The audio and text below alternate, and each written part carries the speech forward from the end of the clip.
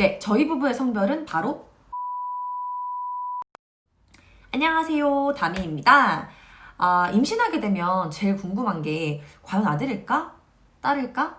진짜 궁금해하실 거예요. 저 또한 임신하고 나서 아들일지 딸일지 굉장히 궁금해서 네이버에 뭐 임신 성별 확인, 임신 성별 구별법 뭐 이런 것들을 되게 검색을 많이 해서 직접 테스트를 진행했던 기억이 되게 많이 나요.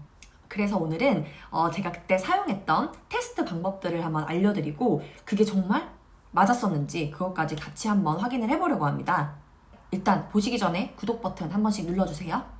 임신 사실을 딱 알게 됐을 때 바로 할 수 있는 테스트 방법에는 뭐 미국 성별 테스트, 그리고 중국 황실 난력, 그리고 반지점 요 정도는 바로 이제 임신 사실을 알게 됐을 때 하셔도 되는 방법이고요.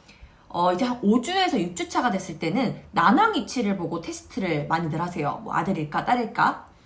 그리고 10주가 지나면 이제 베이킹 소다로 오줌에다가 이제 베이킹 소다를 부어가지고 거품이 나는지 안 나는지 요거를 테스트해 볼 수 있고, 그리고 12주 이후에는 다들 아시는 각도법 사진으로 이제 테스트를 해볼 수가 있어요.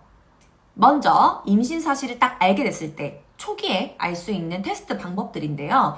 먼저 미국 성별 테스트입니다. 네, 먼저 미국 성별 테스트 같은 경우는 보시는 것처럼 제가 링크를 더보기란에 공유를 해드릴 거예요. 요 링크가 뜰 거거든요. 그러면은 엄마 생일 연도, 태어난 연도와 생일, 그리고 아빠가 태어난 그 연도와 생일, 그리고 아기가 생긴 연도와 달을 여기다가 이제 입력을 하고요. 누르시면 돼요. 그러면은 결과가 저는 테스트를 해봤을 때 처음에 결과가 여자로 나왔었거든요. 네, 지금 보시는 것처럼 그 미국 성별 테스트 같은 경우는 저는 여자가 나왔었어요. 그래서 여잔가? 근데 이거는 정말 재미로 하는 거라서 그냥 남편이랑 여잔가 봐 이렇게 생각했던 기억이 나네요. 두 번째는 이제 맘카페 들어가시면 제일 많이 하는 방법 중 하나인데요. 중국 황실 달력이라고 있어요. 요거를 보시면 요것도 태아 성별을 예상하는 중국 황실 달력인데 이거는 만 나이를 봐야 될지 그냥 나이를 봐야 될지 사실 처음 모르겠더라고요. 그래서 저는 만 나이를 처음 봤어요. 제가 만 31살에 애를 가졌었고 음력으로 6월에 제가 가졌었거든요. 쭉쭉쭉쭉 보니까 하트가 딸이래요. 그렇구나. 혹시라도 만 나이가 아닐 수도 있어서 밑으로 쭉쭉쭉쭉쭉 내려가서 32살에 6월에 보니까 요것도 딸이더라고요. 너무 우연찮게 뭐 미국 테스트부터 중국 황실 달력까지 딸이라고 하는 거 보니까 딸인가? 라는 기대감이 좀 있었던 기억이 있어요. 그래서 남편이랑 하나 더 해본 게 반지점이에요. 이 반지점을 믿으시는 분들이 생각보다 되게 많으시고 또 후기들을 살펴보니까 반지점이 대부분 맞다고 하시더라고요. 그래서 남편이랑 이제 결혼 반지를 빼서 요거를 머리카락으로 끼워서 손가락으로 이렇게 하는 건데 요것도 제가 영상을 첨부해 둘게요. 왔다 갔다 하는 것도 그냥 왔다 갔다 하는 게 아니라 손가락 모양을 그리면서 한 번 왔다가 또 두 번 왔다가 한 다음에 중간에 딱 위치를 해놓으시면은 이 반지가 동그랗게 움직이는지 직선으로 움직이는지 움직임이 보이실 거예요. 그럴 때 아들일 경우에는 동그라미를 그리고 딸일 경우에는 직선을 그린다고 합니다. 저희 같은 경우는 저희 오빠도 했었고 저도 같이 했었는데 직선을 그리더라고요. 그래서 이 반지점 같은 경우에도 딸일 확률이 크겠다라고 생각을 했었어요.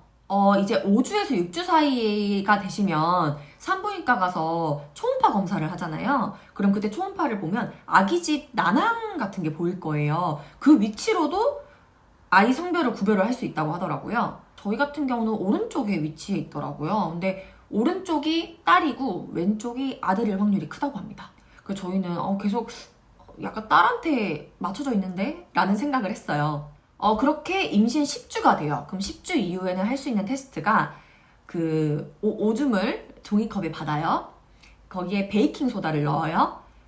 그랬을 때 뽀글뽀글뽀글 거품이 막 올라오면 아들이고요. 기포 없이 잠잠하면 딸이래요. 근데 저희가 했을 때는 기포 없이 또 잠잠했어요. 이런 테스트만 보면은 완전히 딸이어야 되는 건데, 그죠?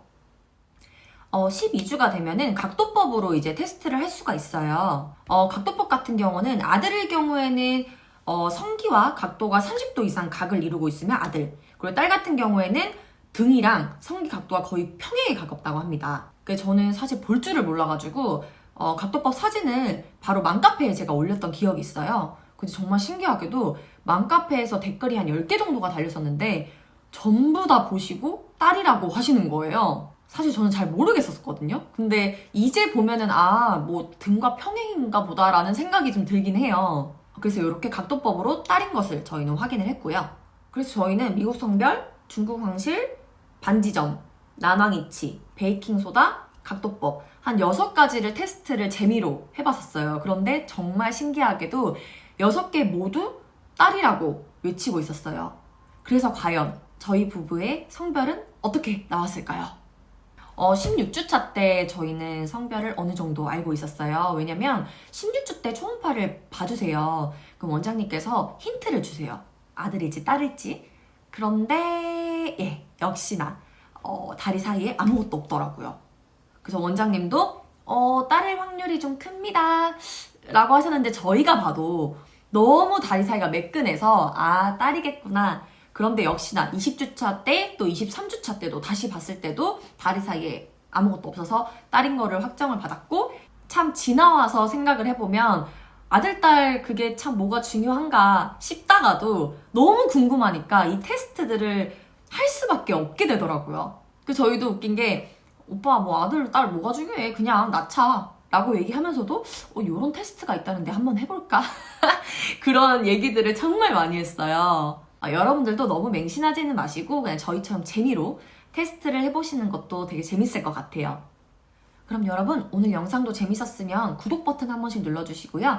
다음에는 좀 더 재밌는 영상으로, 유익한 영상으로 제가 또 돌아오겠습니다. 감사합니다. 안녕!